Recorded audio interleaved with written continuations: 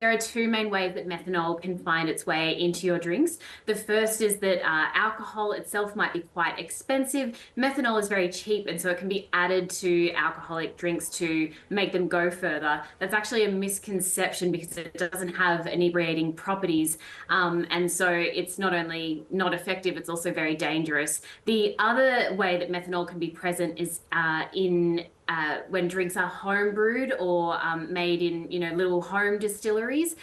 We see that especially in cultures where making your own wine is quite common. If it's not brewed correctly, then methanol can also be present in those sorts of drinks as well. And how common is methanol poisoning in Southeast Asia? Sadly, we don't know the full scale of how widespread this problem is. What we do know is that Doctors Without Borders collates information from open source news articles to try and track just how many cases there are. So in the past 12 months, they've recorded 58 incidents. There were 400 fatalities from that, and 1,200 people were poisoned. And we don't know what the lasting effects on those people were. We do know that as little as 2 teaspoons can cause blindness. But the experts we spoke to said that sadly they think those numbers are just the tip of the iceberg. So Erin, why is it such a common problem in Indonesia?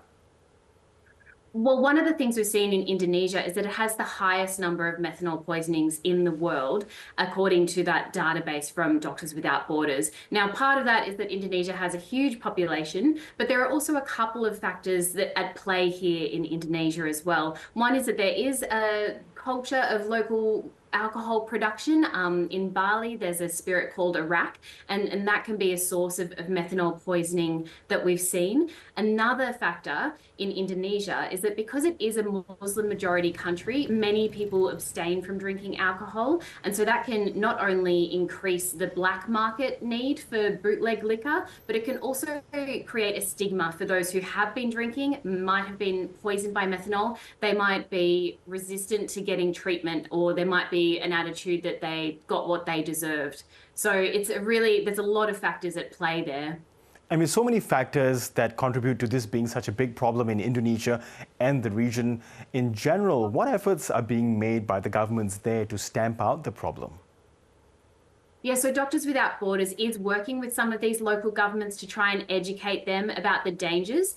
Of course, there's a way to educate suppliers that this is not a good way to increase your alcoholic content in your drinks.